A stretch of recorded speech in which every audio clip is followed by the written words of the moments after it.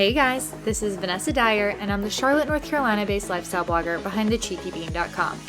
With several successful years as a business owner, a first-time mom, and a deep passion for health and wellness, I'm here to share my honest, unfiltered advice on all things motherhood, relationships, travel, and more.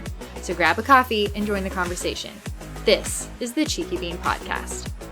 Welcome back, everybody. Today, we have Vani Hari, also known as the Food Babe on Instagram.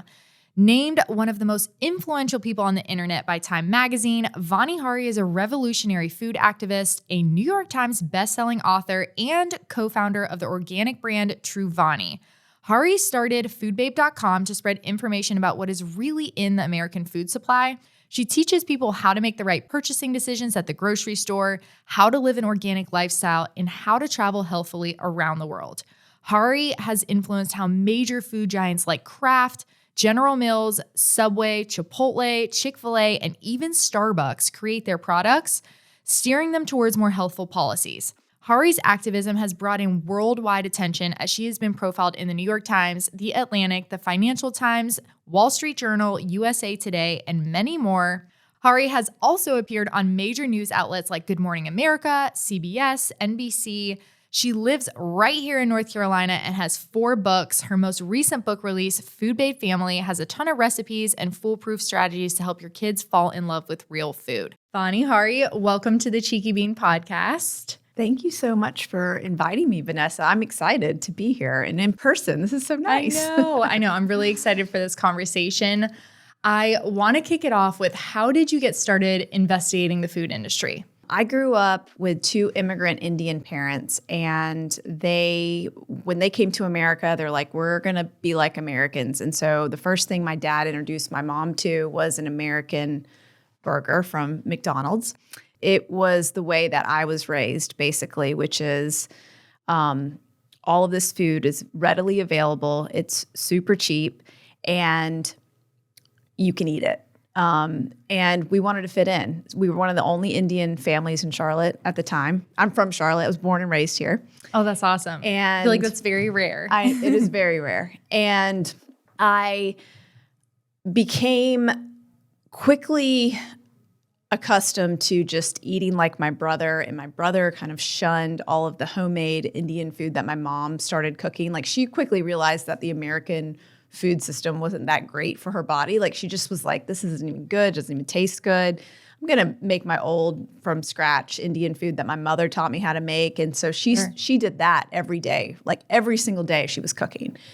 But for us kids, she would like use Betty Crocker or Hamburger Helper or like some familiar thing that you would find at the grocery store, some processed food, the Salisbury steak dinner that you stick in the microwave, the processed mozzarella sticks to give us to eat, because that's what all the kids on the block were eating. Sure. And that's what I saw, and that's what I wanted to eat. And my dad, who, they came here with basically nothing. So when, McDonald's would give us like free breakfast for coloring a page of flowers on Mother's Day, we were at that free breakfast, Yeah. And so we really loved fast food because it was cheap, it was fast, we would eat it.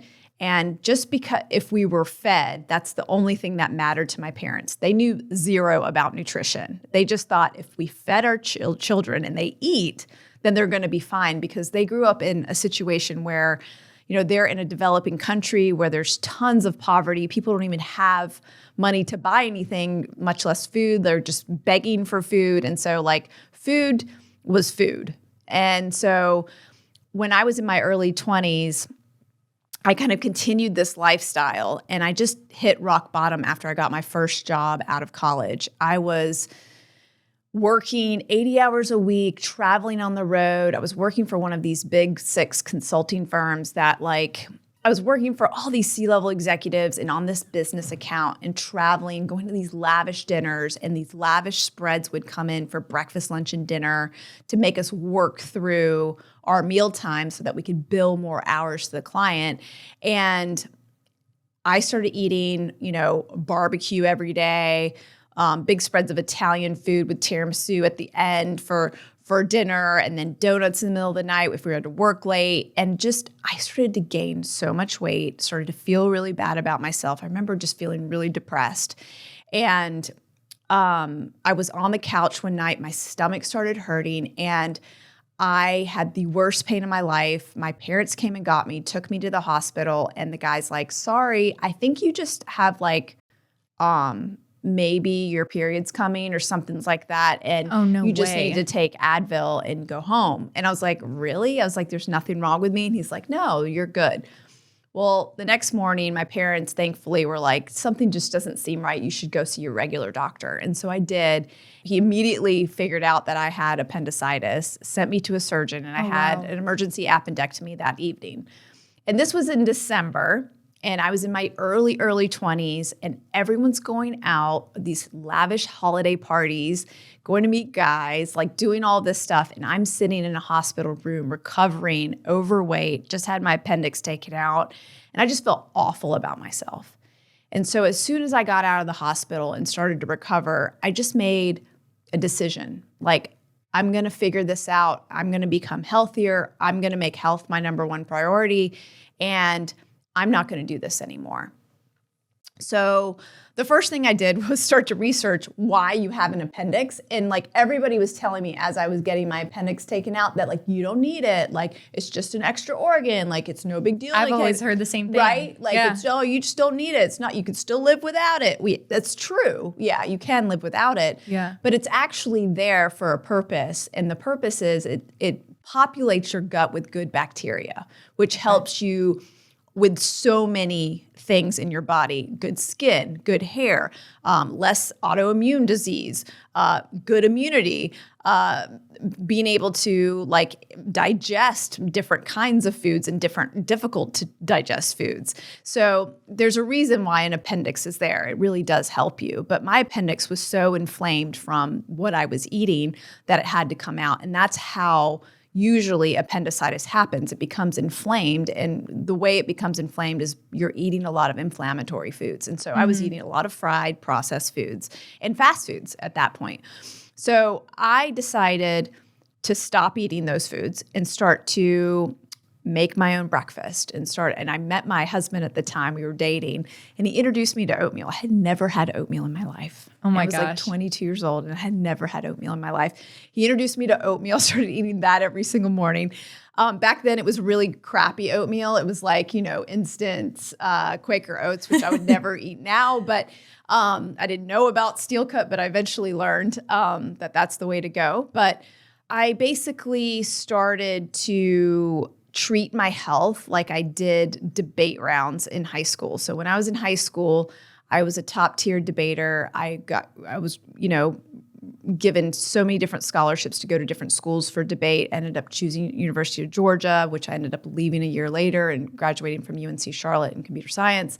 But I used all of my skills that I learned in high school on how to research. And back then we didn't have Google, so I had to go to like the microfiche and like do all the crazy things in the library and take the big law journals and photocopy them and carry these big tubs of evidence to all these debate tournaments up and down the East Coast.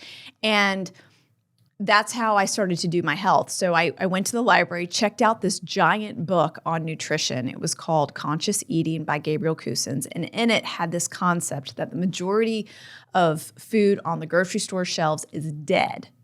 Oh, wow. And that just hit me so hard. And I was like, that's how I felt for most of my life, dead. Yeah.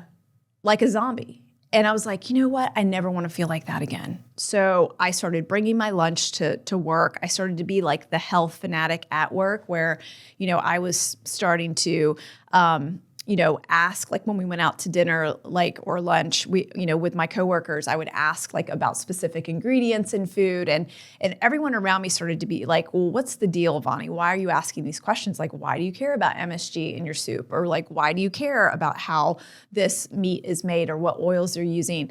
And it was my way of like trying to figure out how to live like healthfully in this over-processed world where everything around us is literally processed. The food industry has stuck their fingers into everything and just destroyed our food system.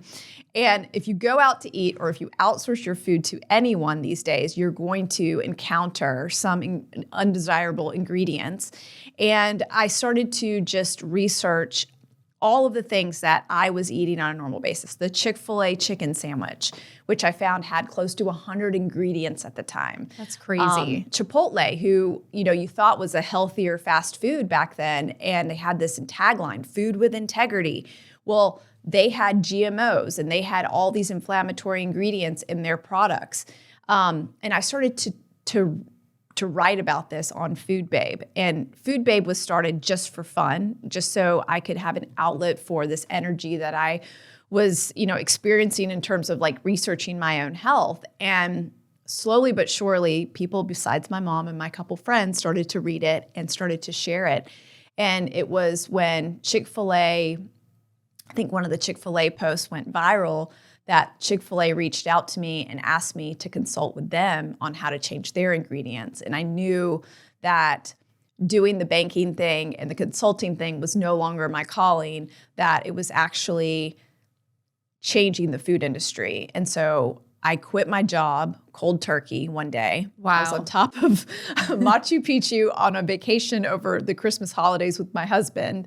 And I looked at him, I was like, I'm doing this. And I expected him to be like, well, how are we going to pay the mortgage? Like, we were definitely dependent on both of our salaries. And I just said to him, I'm going to do this. And he was like, what have you been waiting for? Like, this is what you're meant to do. Like, you have such a knack for like telling people the truth about what they're eating and what's in it. And you have this insatiable curiosity to research. And I just did it. And then I remember sitting, I was living in 230 South Tryon downtown. And I love saying all of these specific things about Charlotte because you're from Charlotte. Yes. But I was living up there on the 11th floor looking out. And I remember when I got back in January and everyone's going to work in their suits and like everything. And I'm watching everybody walk. And I'm like on the couch in my pajamas, have like no job to go to, no salary, no 401k anymore, like nothing in health insurance. Nope. Hopefully I get on my husband's plan. I got to figure that out. Yeah. Nothing. And I'm like so terrified. But that opening, that ability to just open up my hours of the day led to some of the biggest campaigns in food activism history that I know about. And one of the first companies I took on was Kraft, for the fact that they were serving Americans mac and cheese that had artificial food dyes, yellow 5 and yellow 6, here in the United States, but not elsewhere in other countries. Right. And when I researched these artificial dyes, I found out they're linked to hyperactivity in children. They're linked to asthma, allergies, skin reactions, skin issues, autoimmune disorders, immune system disrupting chemicals, like all sorts of things wrong with these artificial food dyes because they're coming from petroleum. They're super processed and they're abundant in our food supply. And so I felt like, Kraft macaroni and cheese is like a kid's product. Like every kid in America has had this thing. And this is what we're feeding them. And Kraft, a company that's an American company, knows that if overseas, it may cause adverse effects on activity and attention in children. It like actually says that on the warning label if there is an artificial dye overseas.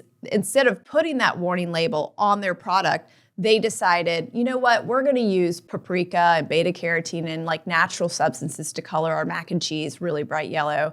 And here in America, since we don't have those regulations, we're not going to do that. That's wild. And to me, like that's the biggest hypocritical, double standard, unethical thing a company can do because they know they can make their products safer and better, and they're not doing it. And that to me was like so outrageous and something I wanted to highlight. And so we started a petition. It got over 350,000 signatures. I took them to the Kraft headquarters and delivered them, and they basically told me to take a hike. Wow. I mean, they invited me in, and I sat down. I sat down with them, and I tell the whole story actually in my first book, Food Babe Way. But eventually, because their competitor, Annie's, started to take all of the market share after the widespread awareness of this campaign. I mean, I was on Dr. Oz, I was on Good Morning America, I was like on CNN, I was everywhere. I was on like the front page of like every national newspaper during that time. So people were becoming really aware of artificial food dyes at that moment. And this is back in 2013. Okay. Eventually, Kraft decided to remove artificial food dyes because their competitor, Annie's, got bought by General Mills for like $800 million. Wow. And General Mills was like, all right, we'll make some mac and cheese without artificial dyes, right? And so they were like, oh, no, we got to fix this situation. And so they did, and they did the right thing, which was good. But this led to other campaigns too that I continued to wage, and everyone from like Starbucks getting caramel coloring level 4 out of pumpkin spice lattes, to Subway removing all the artificial ingredients and going antibiotic free. Eventually, Chick-fil-A also went antibiotic free and removed a lot of the chemicals that I called out. Chipotle released their ingredients for the first time in history so everyone can see them, and also remove all GMOs. They were the first fast food chain to remove all GMOs. That's amazing. But those are some of the big wins that occurred around that time, and it was such a fun period. But anyways, that's a long-winded answer to your question. No, you're fine. I really want to know, you basically have single-handedly taken on the food industry and these massive companies like Chick-fil-A and Subway and Starbucks by yourself. Where does the courage to do that come from? Because I'm sure that you also probably get a lot of criticism and backlash from people. And I know also being in the social media space, that's really hard and can be very demotivating. So how do you have the courage to keep going and to keep standing up to these companies, especially when you're at their door and they're basically telling you to take a hike?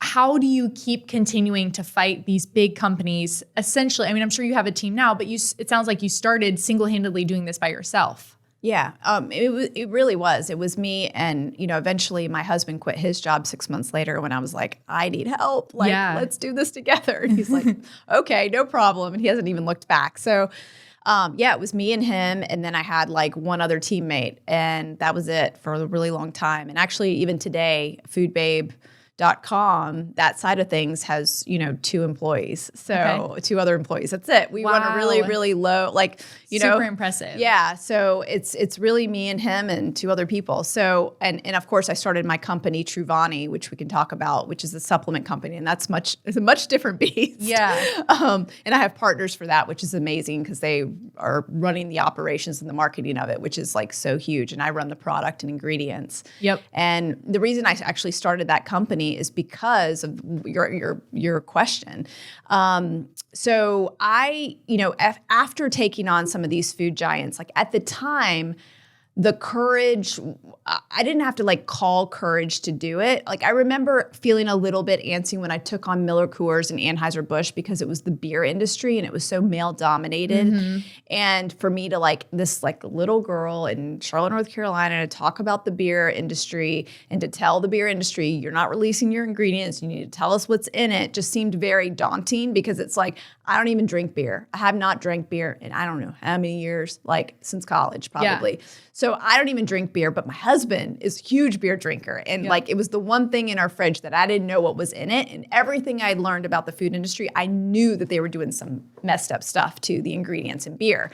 And of course, I found that out through my investigation. And then I wanted to pit the 2 biggest, at the time, the 2 biggest beer manufacturers against each other in this petition to see which one would bow first.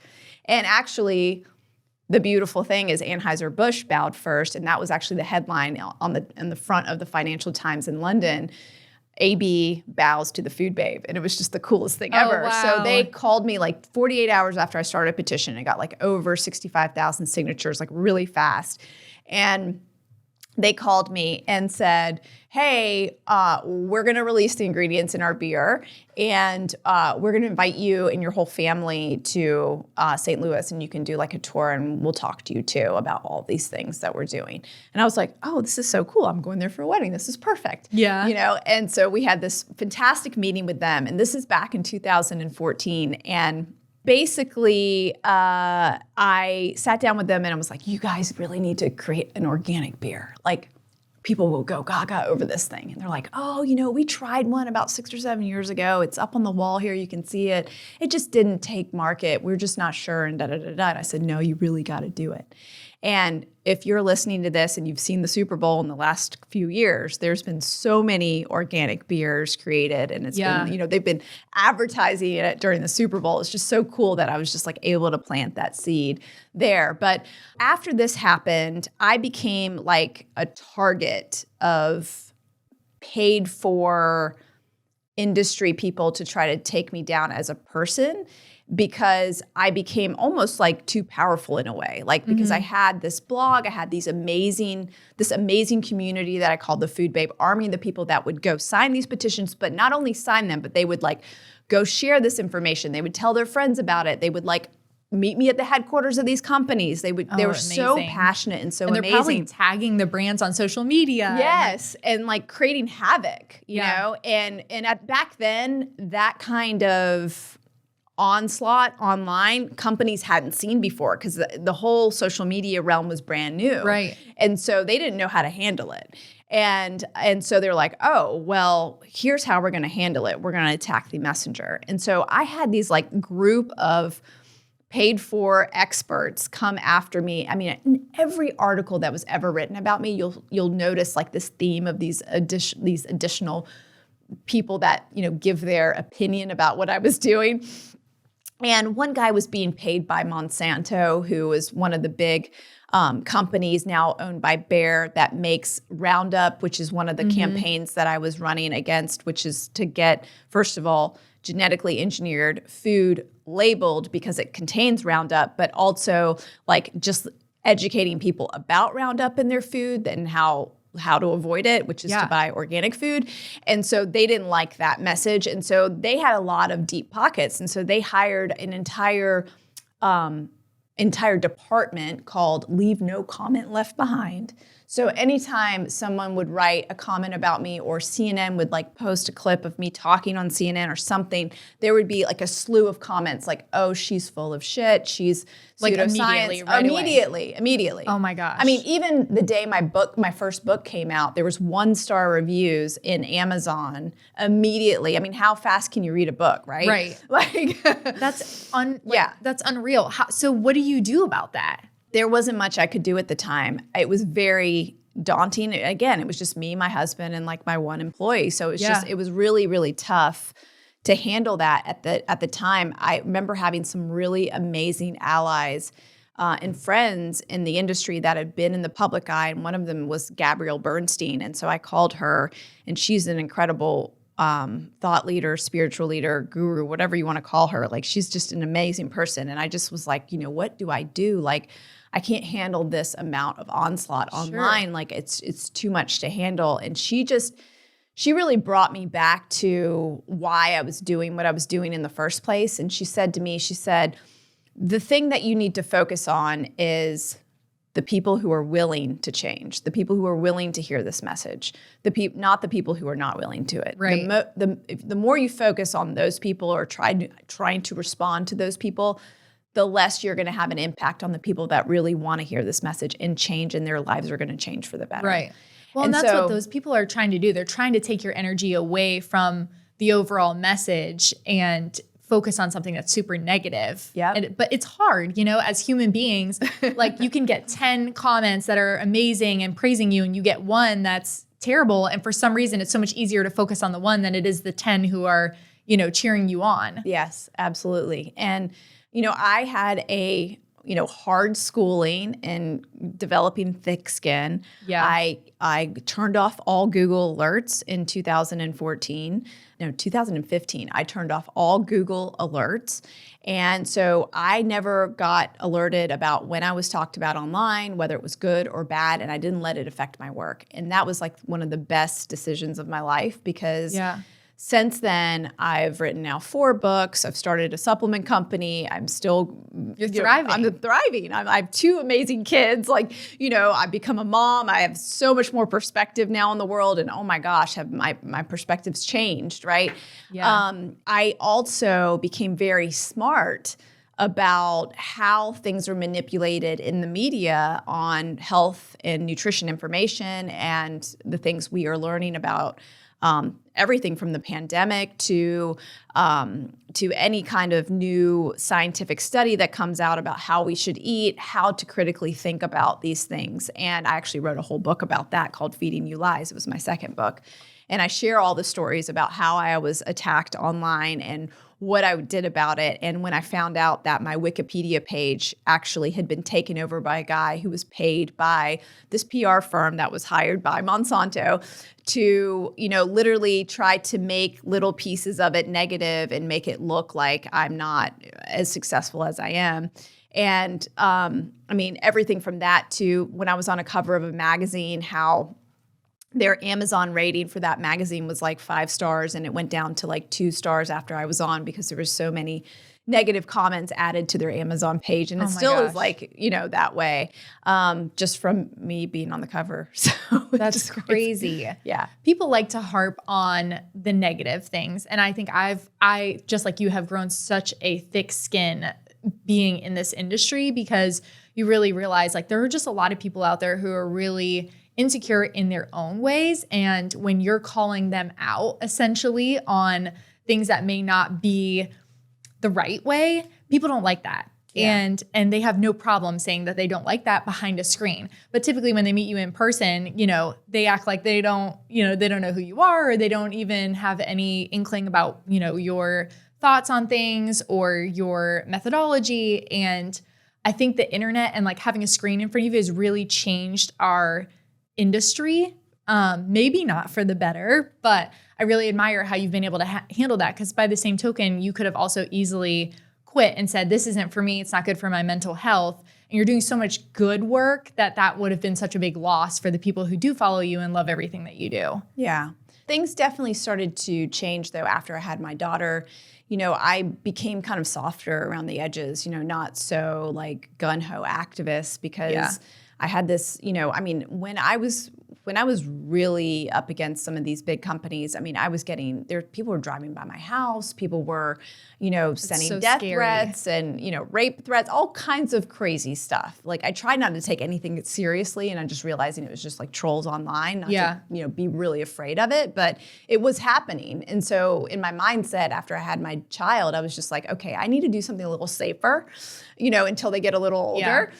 And when you're breastfeeding and you're just in that nurturement kind of phase of your life, you do become a little bit, your brain actually does change as a mom. Yes, it's proven fact, right? That your brain changes, and you're not getting enough sleep either. So there's just that part of it too. Right. But so one of the things that I decided to do was like, if I can't change the food industry from the outside, I'll try to change it from the inside. And one of the ways was to start a supplement company, because all the protein powder that I was eating was like full of the worst ingredients in the world. Awful. All of these different stabilizers and gums that like disrupt your gut and make you feel bloated, and natural flavors that are just like made in a laboratory, not even a real flavor that comes from nature. It's like so manipulated with so many hundreds of chemicals, and not to mention all of the other stuff like the preservatives and artificial ingredients that are in a lot of protein powders that you see on the market. I'm thinking of like I walked into one of our retailers recently, and I saw like these branded like gummy bear slash like these old school candies back in the day, like protein powders. And I'm like, who's buying this stuff? Just like freaking out. But I'm so glad I started Truvani, because we're making the best protein powder on the market. It only has like 5 core ingredients. That's incredible. And it's just, it's real stuff that you would recognize, Yeah.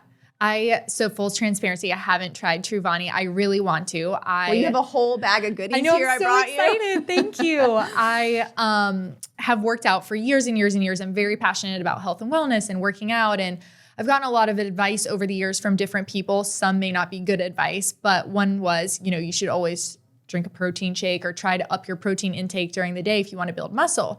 And I had to literally cut protein powders out because every single protein powder I tried was upsetting my stomach.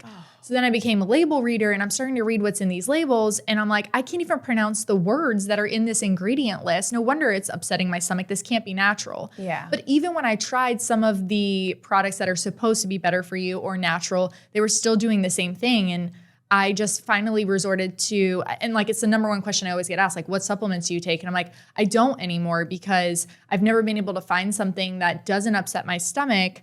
And I would rather just resort to upping my protein intake via whole foods than something that's going to upset my stomach and I couldn't even digest it. Like I was so bloated. I felt really weighed down. My stomach hurt. I was cramping. I'm like, this isn't normal. Yeah. But a lot of people who don't have the time to do the research or read the labels and know what everything is in the ingredient list, they think they're doing something good when actually they're doing more harm than they're doing good. Yeah. So I'm super excited to try your products. Well, yeah, I'm really excited for you to try it because I think you're going to be pleasantly surprised because that's like one of our, I would say, like core values from like every single customer. They're just like, I used to have protein powder and it upset my stomach and this doesn't.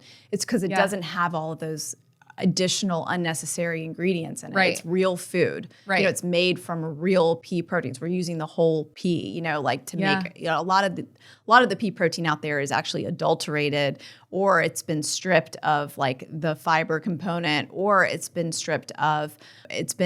contaminated with glyphosate. So these are all the things like we're testing for at Truvani. We're testing for glyphosate. We're testing for heavy metals. We're making sure it's like free of mold, like all of the things that can disrupt your gut.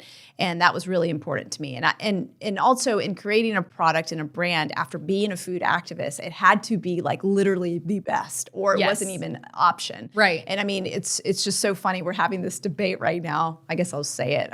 Hopefully my product development team won't kill me, but we're having this debate right now whether we should do like a cake version protein powder. And I'm like, I don't think there's a single sprinkle out there that's like approved by me yet. So I need to maybe create those sprinkles first and then we'll go from there. But like, we're having that debate right now. Because gosh, a cake flavor would really taste good. But, yes, it would. We're coming out with pumpkin spice there you go. Flavor this month, and I'm so excited about it because it's literally the best thing I've ever tasted. Oh, I love it. I was just going to ask you, what's your favorite flavor? Oh, that's definitely that, and it's so good. I'm sorry I don't have a bag of that for you yet, but I will send it to you when it comes out. Oh, thank you. But yeah, it's really good. But we have a lot of other products too, which we've created. Like we started doing like an organic multivitamin that doesn't have a coating on it. So a lot of pills and supplements you have out there have this like big thick coating on it. Well, that coating is there for just aesthetics. It's to hold the pill together. Right. It's not really there for like any nutritional purpose. So whatever we create in terms of a pill, like either our turmeric or vitamin D or anything like that, or a probiotic, we're trying to create it in a way that uses the least amount of unnecessary ingredients as possible because you're taking this stuff every single day. Yeah. So why do you want to take filler ingredients, right? So we're doing that. We have bars, which are amazing and so delicious. And I treat them like dessert or like a 3:00 snack, but they're not going to like destroy your blood sugar because they've got so much fat and like good protein and the sugar is actually made from dates and a little bit of maple syrup. So I love that. Do your kids eat the bars too? Yes, they love them. Oh, that's amazing. I'm down for anything that makes life easier, that has a clean label. And I know all of my followers also appreciate when we do the work for them and then just say, like, very similar to your account, if you're eating this, here's the healthy swap. But that leads me into my next question. I really wanted to ask you, what do you think the biggest misconception is in terms of food that most people have? Let's start with that you can eat healthy when you eat out. It's really hard to eat healthy when you eat out. There's always almost too much salt. There's almost always an inflammatory oil, whether it be soybean, cottonseed, corn, canola, all those oils like we're eating too much of as Americans. So our balance of omega-3 to omega-6 fatty acids is completely off. And so that's causing all sorts of issues in our body, cancer, heart disease, diabetes. And what I like to tell people is try to control your food as much as possible. Like try to have at least like, okay, so you have 3 meals a day, 7 days a week, that's 21 meals. Have 15 of those meals at least with stuff that you've put together yourself, that you know the ingredients, you're using good oils like olive oil, grass-fed butter, ghee, coconut oil, avocado oil. You know, you're buying the fruits and vegetables, hopefully organic. You know, you're spending the time making this food so that it tastes like real food. There isn't other additives that you may not see behind the scenes that they're adding. I mean, a lot of people don't know, like, the rice that comes to most restaurants is already made in a bag, frozen, and they put the rice that's in the plastic bag in the boiling water all together. So you can the bag? Yes.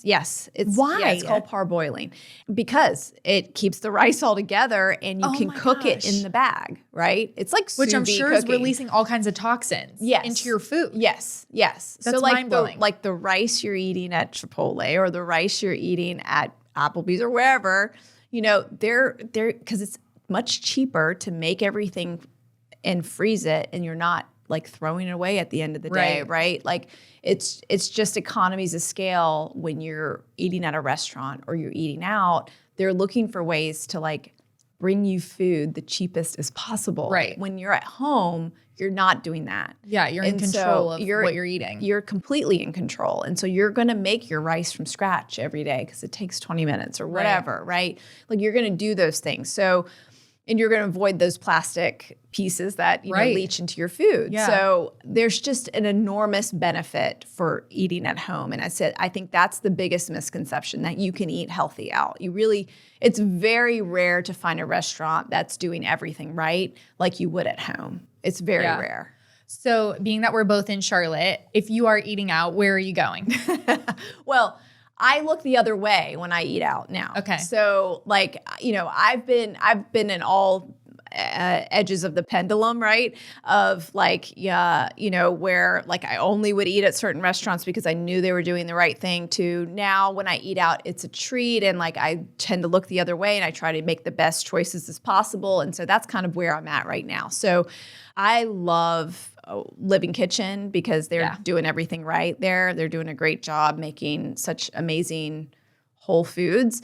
I love that place. I love Haberdish. So Haberdish has incredible like farm to table ingredient list. And so they have this kale salad that's just incredible. And it's got this goat cheese on top and these orange segments. And it's just that sounds delicious. So good. And these little Benny seeds. Oh my gosh. It's just awesome. Okay. Love it. Love their biscuits because they're made with lard. Lard's actually really good for you. Wow. So, and their trout. Their trout's amazing there. Okay. So that's like it's not that, like you're not getting the fried chicken and the mac and cheese there. You're getting the trout, the kale, and maybe the biscuit too, because the biscuit's awesome. Oh, don't forget the hush puppies because they're so good. I have no idea what they fry them in, but they're the best thing on earth. The brunch at Supperland. Oh my gosh. Have you done that yet? No, we've been to Supperland. We actually live in Plaza Midwood. So Supperland is like our go-to. We haven't done the brunch yet, but we frequent very often for dinner. Yeah, marry the best bridal shower and wedding you've been to, and that's the kind of food it is. Oh, amazing. And it's like a buffet style with stations. Okay. So it's like that. Yeah. And that's just the best way to describe it. And I love party food. So and they have healthy options. You know, they're passing around shrimp cocktail and they have a beautiful salad with beets on it. And there's a lot of really good healthy options there too. So these are great. I mean, they have strawberries for dessert. You know, you could add the cream on top if you want, but you know, the cream's not that bad for you. It's just fat, right? Yeah. So but yeah, I mean, you can eat whole foods out by going to some of these restaurants. And, you know, you can also eat super healthy if you go to a place like Living Kitchen. But if you want to splurge and like really enjoy life, Haberdish and Supperland. So, love it. Yeah. I love both. Right in my neck of the woods.